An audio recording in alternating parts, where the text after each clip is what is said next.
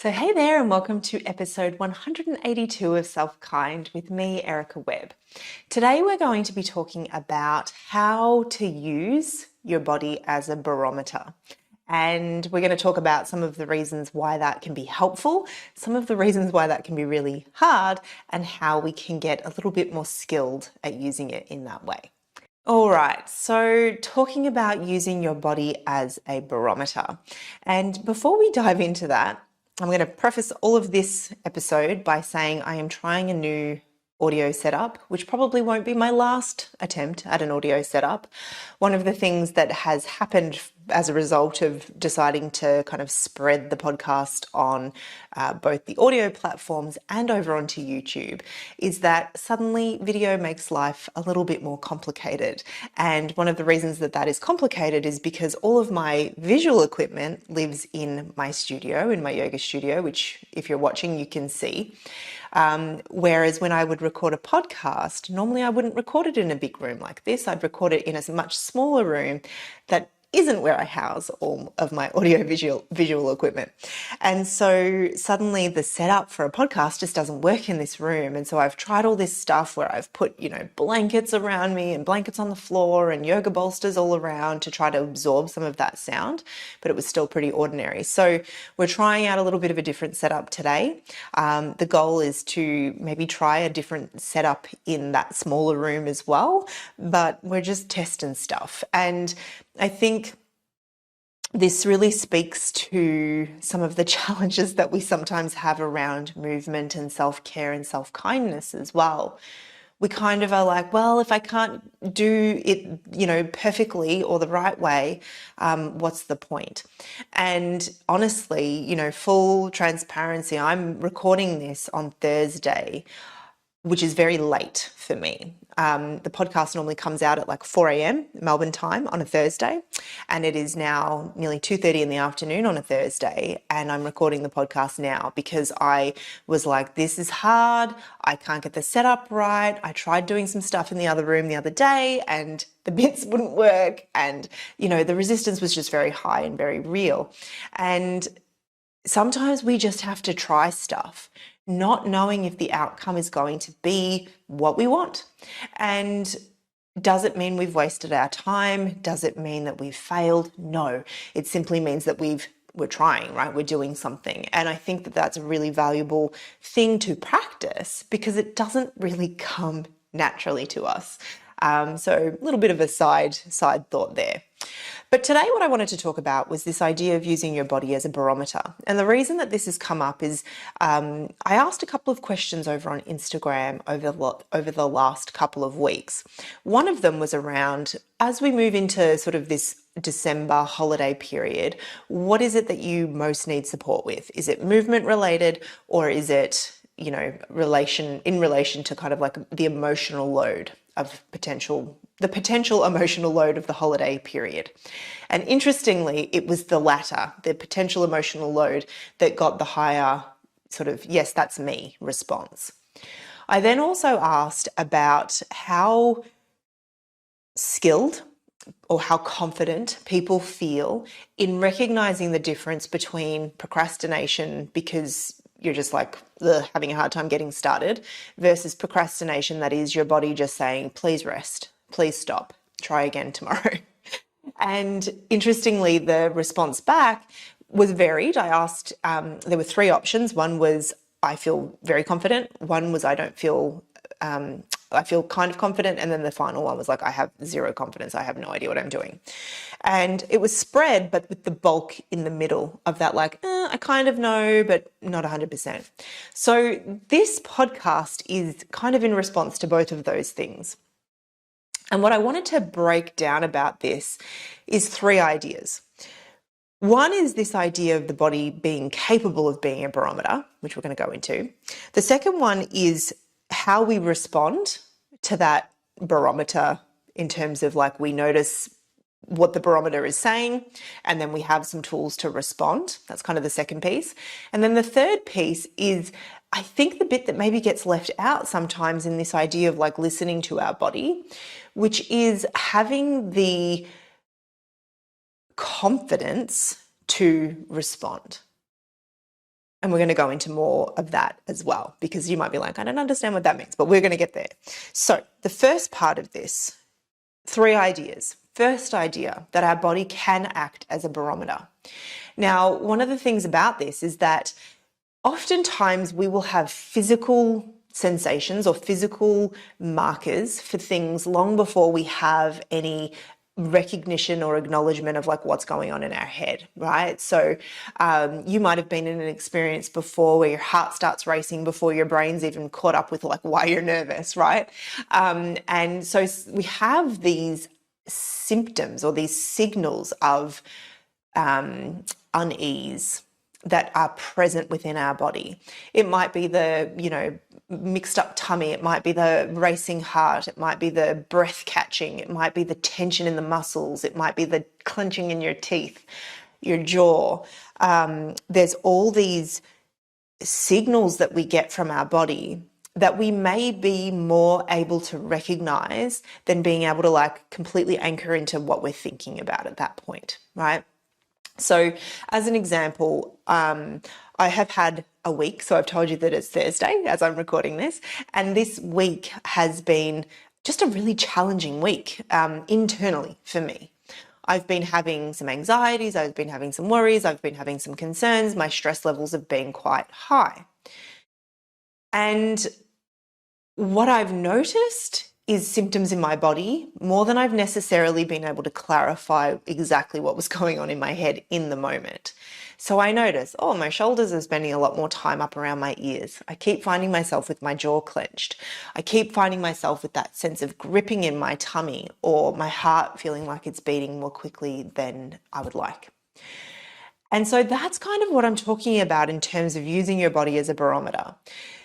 We can have very quick physiological reactions to our thoughts and to our external environment that can kind of beat our conscious processing, right? So we had an incident actually yesterday where a very quick response was made by a swimming instructor at the pool. And that very quick response was kind of a little bit surprising to some of the people who were watching. And as I was explaining that situation to my son, one of the things we talked about was how our physiology, our physiological reactions can happen before we're consciously aware of like how we're responding. And I think that that is really valuable to recognize, because it means that we can use that information to say, hey, something's up, right? Something's got me feeling some sort of way. And when it comes to things like anxiety, or when it comes to things like, it might even be like negative self-talk. It might be things like worry. It might even be things like my body wants to move, right? We will get signals for that too through tension. It might be that signal of like, you've been sitting at your desk for 5 hours. Could you please move now? So the body will provide, can act as a barometer for all of those things, just like it acts as a bit of a barometer for I'm hungry, I'm thirsty, I need the bathroom, I am cold. There's all these things that we can sense and feel in our body, and then kind of consciously try to say, okay, well, what is it that I need?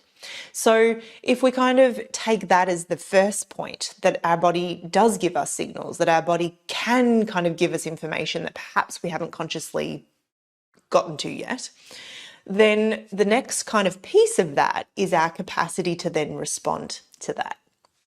So we have, and I talk about this idea of developing a toolbox really a lot, because there is no one tool that is going to cover off all of the possible responses that you could need as a human, right? It's not always going to be breathing. It's not always going to be movement. It's not always going to be meditation. It's not always going to be XYZ. We need a toolbox because we are not robots. And so part of this whole idea of like being able to respond, being able to listen, is knowing that we have a vast array of tools that we can then choose from to respond to what it is that we're feeling. So as an example, And I want to give some examples that are maybe a little bit relevant for kind of like moving into the holiday period.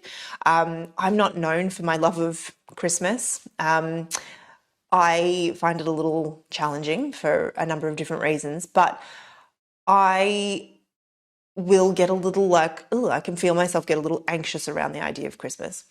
And so, and you can insert any holiday, right? I realize that everybody listening might not be, celebrating Christmas or Christmas people. Insert any kind of social or holiday situation here, similar sort of thing. But maybe you're about to front up at dinner, right? And you've noticed that your heart is starting to race. That's the barometer, right? Something is up. I'm having some thoughts, or I'm seeing a thing, or I'm believing something to be true that is shifting my physiology, making me feel a certain sort of way. And that's where we want to be able to dig into our toolbox and be like, what tool is it that I need that is both understandable for me in this moment, usable, and like appropriate given what I'm experiencing. So in that scenario where we're at the dinner table, perhaps you don't want to break out into a full yoga session, right? Maybe that doesn't work. But maybe being able to use your breath in that moment is really accessible and really available and makes sense. Maybe getting up and moving yourself away is an option.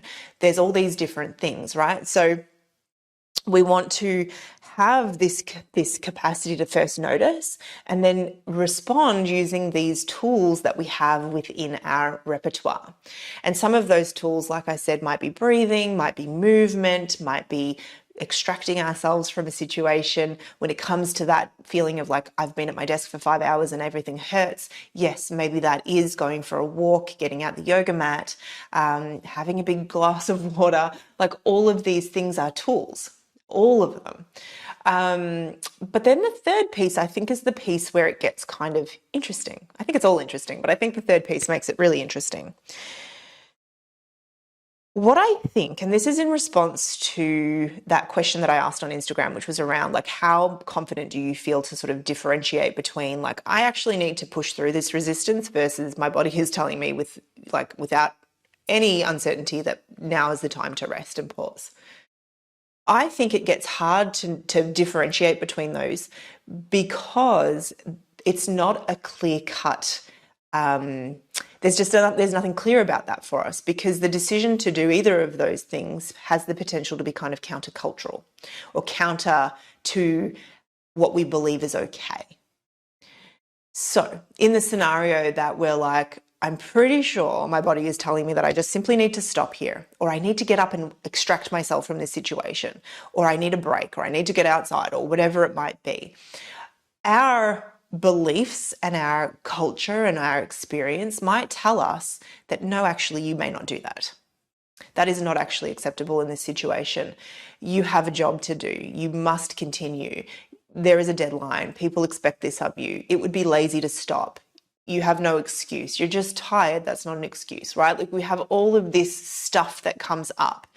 So sometimes I wonder whether that inability to differentiate our needs is always an inability to differentiate what we need, or if it is also partly coloured or partly impacted by the fact that there's all this other stuff we have to wade through. There's all this other stuff we have to figure out.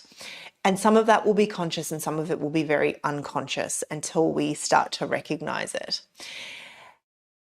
And so I want to throw that idea out there for you to consider. Like, how might that be impacting on your ability to tune into, listen to, and respond to what it is that your body needs? I don't have a simple answer for you, and I kind of wish I did, but I don't. I think, like all things, like this audio setup, right? I'm going to try a thing and we're going to see what happens. It's a little bit like that. I think sometimes when we're working towards responding to our body, we have to do something first and see how that lands. See, does this actually lead me in the direction of like the outcome that I'm looking for? Does it make it worse? Does it kind of make it a little bit better, but not great? It's a bit of a trial and error, a bit of an experimental process. And what that might look like in practice, right? So we're sitting at the dinner table, we're starting to notice our heart race, we're feeling uncomfortable. We tune into our breath. We check, is this helping me? Is this making any difference? We notice, like, am I feeling like I don't have any choices here? Can I get up? Can I not? All of that sort of stuff. And we try stuff, right? But I think that there's a huge element here of willingness to explore beyond perhaps the rules that we perceive exist to keep us, from exploring and from experimenting with what will work for us. So like I said, I wish I had a clearer answer for you. This is kind of an episode of more, here's some things that I think are interesting and I think could be worth all of us just contemplating, right? How this affects us. But I do want to give you some tips, some tangible tips, because, you might be listening and being like, that's great, Erica, but what does one do? So I've actually already said it, but I'm going to say it again. So we're going to go through 3 tips and they relate to those 3 ideas. So idea 1 is that our body gives us signals. So the first tip is, what physical sensations do you notice as you move through your day? And you might start to get curious of like, when I'm feeling what I then label as anxiety, like what does that feel like in my body? What are those signals that start to give me information that perhaps I'm entering an anxious state? Or what are those feelings that I feel when perhaps I'm starting to enter a tired state, or a state of feeling overwhelmed, or a state of feeling pressured, or a state of feeling whatever, right? Rushed. What are those physical sensations? I know for me, when I start to feel rushed and when I start to feel like time is running out, I am liable to just like spin off into all kinds of trouble. So understanding what those feelings are, that we start to then be able to go, oh, I can feel this happening, right? I can feel this happening, and that my body is now acting as a barometer. What am I going to do to respond? Then for the second part, which is like having tools, right? We want to have tools. So looking at, what tools do I have? Do I understand them? Do I feel confident in using them? Whether it be movement, breathing, other tools. I'm like looking at my notes. What other tools did I write down? Moving, breathing, speaking to people. There is like no shortage of tools. So it's funny that I'm coming up blank after 4, but it might be seeing your therapist. It might be speaking to a friend. It might be laying down for a nap. It might be, putting a relaxation on. There's like loads of things, right? So looking at what you already have in terms of your tool belt. What do you need to add? What do you need to brush up on? What do you need to explore with more consistency? And looking at how those tools can really support you in your day-to-day. And then for the third one, where we're looking at like, how does this get impacted by, the cultural norms or the cultural expectations, or my inner beliefs or my inner expectations of like what I should be able to do?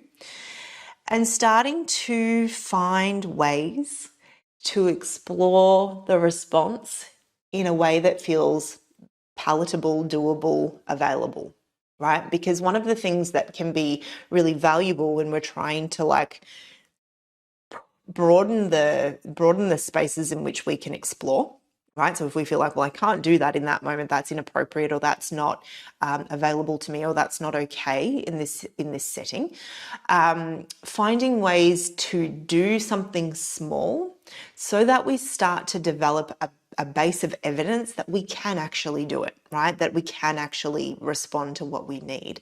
So that might be where, perhaps you're having that feeling like I was earlier this week of like, I actually really understand that this feeling in my body is not just a little bit of resistance. It's like, I have to stop. I have to hit pause. I cannot do this today. Maybe if that feels hard, right, to just like clear your calendar for a whole day and take the day off, perhaps you can sit for 5 minutes and breathe and literally switch off the things. Or maybe you can take that half an hour walk that you don't think you have time for. But I'm not going to tell you what the answer is, right? So there are 2 examples, but it has to feel like it's actually doable. We're not trying to like shock treat ourselves here. We're not trying to like throw ourselves in the deep end. We're just trying to be like tiptoe. I'm going to just dip a toe in the water and I'm going to see how that feels. I'm going to provide myself with some like easily won evidence for the fact that I can respond to what I need. whether that's 30 seconds of breathing, 5 minutes of movement, 2 minutes of meditation.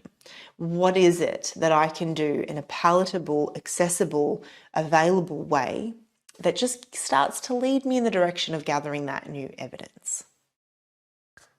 So they're the 3 tips. They're the 3 ideas. I hope that they are useful. I'm going to leave it at that. If you have questions, come over and find me. You can find me over on Instagram. I'm at Erica Webb _SelfKind. You can find me on my website. But, come and connect if you've got any questions or requests for future episodes. Until next time, keep being kind to yourself, and I'll look forward to talking to you then. Bye.